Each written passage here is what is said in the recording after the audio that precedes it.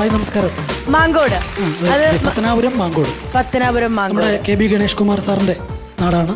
Okay. അതിന്റെ അവിടെ സ്ഥിരമായിട്ട് അവിടെയുള്ള ലവ് ബേർഡ്സിനൊക്കെ ലവ് ലെറ്റർ പാസ് ചെയ്യുന്ന ചേട്ടനാന്ന് ഞാൻ കേട്ടല്ലോ.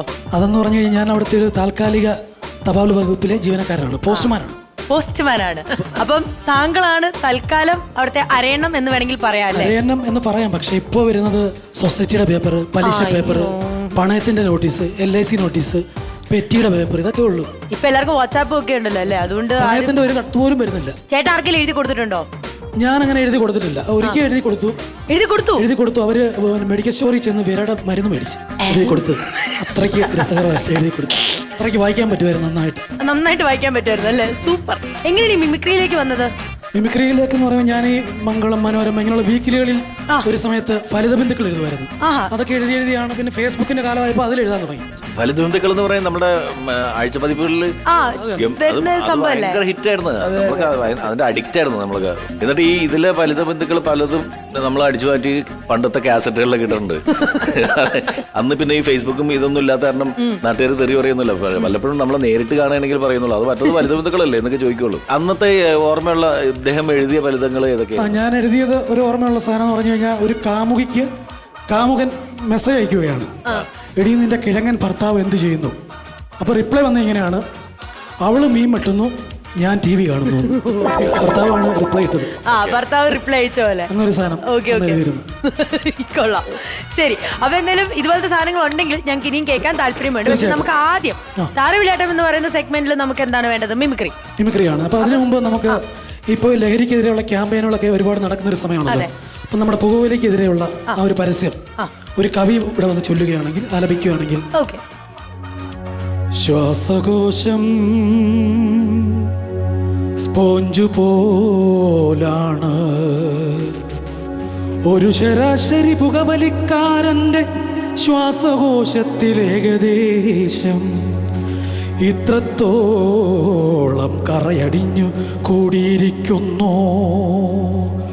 അത് മതി നിങ്ങളെ രോഗിയാക്കാൻ, വലിയ രോഗിയാക്കാൻ.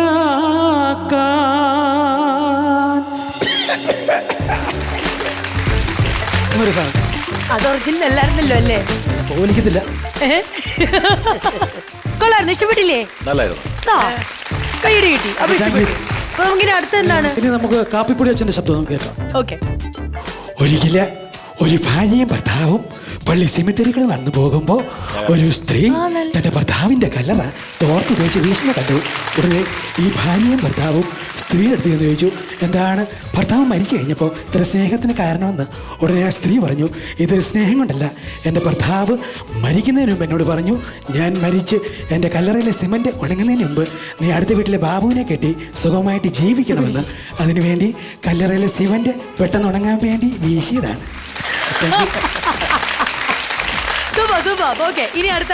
അപ്പോൾ അടുത്തായിട്ട് നമുക്ക് ഡയറക്ടർ സിദ്ദിഖ് സാർ ഈ വേദിയിൽ വരികയാണെങ്കിൽ. നമസ്കാരം. കോമഡി മാസ്റ്റേഴ്സിന്റെ ഈ വേദിയിൽ നിൽക്കുമ്പോൾ ഒത്തിരി അഭിമാനം തോന്നുകയാണ്. ഒരുപാട് കലാകാരന്മാർ വന്ന് മാറ്റുരച്ച് കടന്നുപോയ വേദിയാണ്. ഒരു മിമിക്രി കലാകാരൻ എന്ന നിലയിൽ ഒത്തിരി സന്തോഷമുണ്ട്, അഭിമാനമുണ്ട്. നന്ദി, നമസ്കാരം. ഇനി നമ്മുടെ KP ഉമ്മർ സാർ. അപ്പോൾ പഴയകാല അംഗനവാടി ഗാനം പാടാൻ വേണ്ടി നമ്മുടെ KP ഉമ്മർ സാർ വരികയാണ്. ഞാനും ഞായറും ഒരുമിച്ച് ഞങ്ങളുടെ വീട്ടിലിരിക്കുമ്പോൾ തിങ്കൾ വന്ന് വിളിക്കുന്നു, മാങ്ങ വറുക്കാൻ പോരുന്നു, ചോയ്ക്കൊണ്ടൊരു മൺതോട്ടം, കാവൽക്കാരൻ ബുധനാണ്, വ്യാഴവും വെള്ളിയും പോകുന്നു, ശനിയും പുറകെ പോകുന്നു, പിന്നെ ഞാൻ എന്തിനാണ് ഇവിടെ നിൽക്കുന്നത്, ഞാനും പോകുന്നു. അനുകരണത്തിൽ അവസാനമായിട്ട് നമ്മുടെ ഉമ്മൻചാണ്ടി സാറിന്റെ ശബ്ദം. അപ്പോൾ അദ്ദേഹത്തിന്റെ ശബ്ദം ഉണ്ടാകുന്നത് എങ്ങനെയാണെന്ന് വെച്ചാൽ, നമ്മുടെ നാട്ടിൻപുറങ്ങളിലൊക്കെ ഈ അവല് കച്ചവടക്കാർ, അതായത് അവരുടെ ശബ്ദം വളരെ ഉച്ചത്തിലാണ്. അവരുടെ ശബ്ദത്തിൽ നിന്നും നമുക്ക് ഉമ്മൻചാണ്ടി സാറിന്റെ ശബ്ദത്തിലേക്ക് ഒരു മാറ്റം.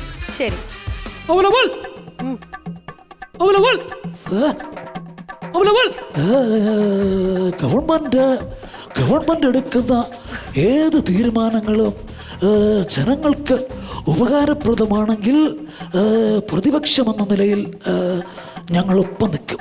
പക്ഷേ നേരെ മറിച്ചാണെങ്കിൽ അതിനെ ഞങ്ങൾ അംഗീകരിക്കില്ല. ഇനി നമ്മുടെ മധു അട്ടപ്പാടി ഭക്ഷണ സാധനം മോഷ്ടിച്ചു എന്ന കാരണത്താൽ കൊല ചെയ്യപ്പെട്ട ഒരു വ്യക്തിയാണ്. അപ്പോൾ അദ്ദേഹത്തിന്റെ ഒരു ഫിഗർ ഒന്ന് ചെയ്യാൻ ശ്രമിക്കുക. അദ്ദേഹത്തിന്റെ ഫിഗറിലാണ് വരാൻ പോകുന്നത്. ഓ ഓക്കെ. അപ്പോൾ ഒരു ശ്രമം മാത്രമാണ്. ആദ്യമായിട്ടാണ് ഞാൻ ഒരു ഫ്ലോറൽ ചെയ്യാൻ ചെയ്യുന്നത്. ഇതുവരെ ഇതിനു മുമ്പ് ചെയ്തിട്ടില്ല. ശരി, അപ്പൊ നമുക്ക് അതൊന്ന് നോക്കാം.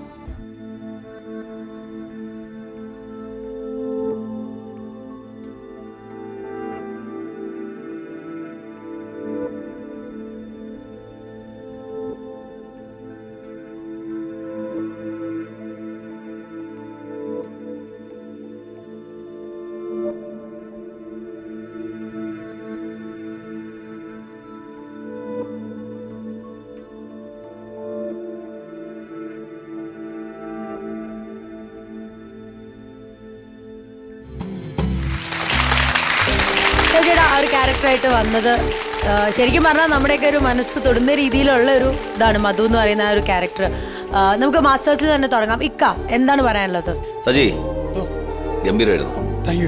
സജി വളരെ ബുദ്ധിമാനായിട്ടുള്ള മിമിക്രിക്കാരനാണ്. സജിയുടെ ശബ്ദവുമായിട്ട് മാച്ചുള്ള ആൾക്കാരെ മാത്രം തിരഞ്ഞെടുത്ത് കണ്ടുപിടിച്ച് അല്ലേ, അതിനൊരു നല്ല അഭിനന്ദനങ്ങൾ. പിന്നെ ഫിഗർ ഞെട്ടിച്ചു കളഞ്ഞിട്ടാണ്.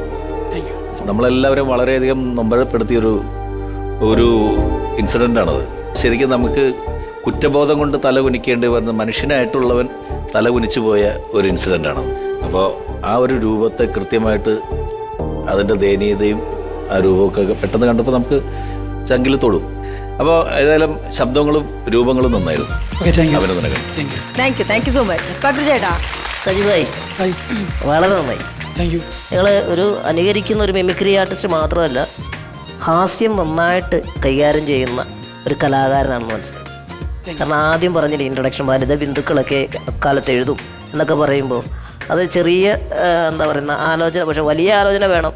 ചെറിയ തമാശ ആയിരിക്കും. അത് കറക്റ്റ് കുറുക്ക് കൊണ്ട് അത് 2 വരിയാണെങ്കിലും വായിച്ചിട്ട് ചിരിപ്പിക്കുക എന്ന് പറയുന്നത് വളരെ വലിയൊരു കാര്യമാണ്. പിന്നെ ഇപ്പം ഇക്ക പറഞ്ഞ പോലെ തന്നെ ആ ഫിഗർ വന്നത് നമുക്കത് കൈയടിക്കണോ, അപ്രീഷിയേറ്റ് ചെയ്യണോ, അല്ല എന്താ ചെയ്യേണ്ടെന്ന് അറിയാൻ പറ്റാത്തൊരവസ്ഥയിലേക്ക് ആയിപ്പോയി. എന്തായാലും ആ ഒരു ഫിഗർ നമുക്ക് കോമഡി മാസ്റ്റേഴ്സിൻ്റെ വേദിയിൽ ആദ്യമായിട്ട് കാണാൻ പറ്റുന്നു എന്നുള്ളതും വലിയൊരു സന്തോഷമായിരിക്കും നമ്മുടെ പ്രേക്ഷകർക്കും. എന്തായാലും എല്ലാ ഭാവുകങ്ങളും ആശംസകളും. നമുക്ക് ചേച്ചിയോട് ചോദിക്കാം. യെസ് ചേച്ചി പ്ലീസ്. എനിക്കിവിടെ എടുത്തു പറയാനുള്ളത് സജിയുടെ മധു എന്ന് പറയുന്ന കഥാപാത്രം തന്നെയാണ്. കാരണം ഒരിക്കലും സംഭവിക്കാൻ പാടില്ലാത്തൊരു കാര്യമാണ് സംഭവിച്ചത്. പാവം പിടിച്ച ആ മനുഷ്യനെ വിശപ്പടക്കാൻ നടന്നപ്പോൾ ഒരു മനുഷ്യനെ നമ്മുടെ നാട്ടിൽ അടിച്ചു കൊന്നു എന്നൊക്കെ പറയുന്നത് നമുക്ക് താങ്ങാൻ പറ്റാത്ത കാര്യമാണ്. പെട്ടെന്ന് ശരിക്കും ആ രൂപത്തിൽ ഇങ്ങനെ തിരിഞ്ഞപ്പോൾ എനിക്ക് ആ സജി എന്നുള്ള കലാകാരനെ വിട്ടിട്ട് നമ്മൾ മധുവിലേക്ക് അങ്ങ് പോയി. എല്ലാം കൂടെ മനസ്സിൽ കയറി വന്നു എന്നുള്ളതാണ് സത്യം. ഗംഭീരമായിരുന്നത്. നല്ല എല്ലാ ദൈവാനുഗ്രഹം ഉണ്ടാവട്ടെ. നല്ല ആർട്ടിസ്റ്റാണ്, മിടുക്കനാണ്. എല്ലാം കൂടെ ഒരു സമഞ്ജസ സമ്മേളനമാണ് സജിയിലുള്ളത്.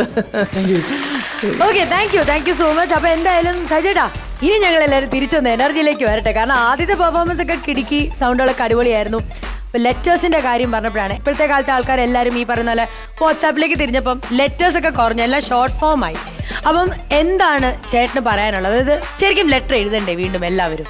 തീർച്ചയായിട്ടും ഈ കാലഘട്ടത്തിലുള്ള യുവതലമുറ ആരും തന്നെ ലെറ്റർ എഴുതാറില്ല. എല്ലാവരും വാട്സപ്പാണ്. അതിന് ഉദാഹരണം പറഞ്ഞു കഴിഞ്ഞാൽ ഞങ്ങളുടെ നാട്ടിലൊരു പോസ്റ്റ് ബോക്സ് ഇരിപ്പുണ്ട്.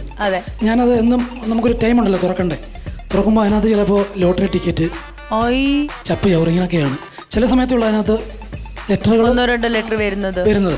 അപ്പോൾ ഈ കാലഘട്ടത്തിലുള്ള കൂട്ടുകാർ ലെറ്റർ എഴുതണം കൂടുതലായിട്ടെന്നാണ് എൻ്റെ അഭിപ്രായം. ഞാൻ ഒരു കാര്യം പറയട്ടെ, ചേട്ടൻ്റെ അവിടുത്തെ പിൻകോഡ് എന്താണ്? ഒരു അഡ്രസ്സ്, അതായത് നിങ്ങളുടെ പോസ്റ്റ് ഓഫീസിന്റെ അഡ്രസ്സ് പറഞ്ഞാൽ ഞാൻ വിശ്വസിക്കുന്നു ഇത് ഈ എപ്പിസോഡ് കഴിയുമ്പോൾ ചേട്ടൻ അറ്റ്ലീസ്റ്റ് ഒരു 3 ലെറ്റർ എങ്കിലും വായിക്കാൻ അതിൻ്റെ അകത്തുണ്ട്. ഇല്ല ഞാനെങ്കിലും എഴുതിയിരിക്കും. വീട്ടുപേര് ഉൾപ്പെടെ പറയാം.